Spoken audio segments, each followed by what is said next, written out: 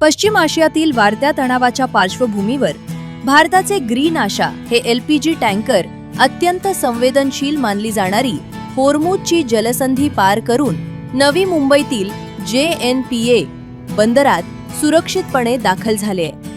April 2026 मधील ही घटना भारताच्या ऊर्जा सुरक्षेच्या दृष्टीनं अत्यंत महत्त्वाची मानली जात आहे. सुमारे 20,000 टन LPG घेऊन आलेले हे या मालिकेतील 90 जहाज आहे.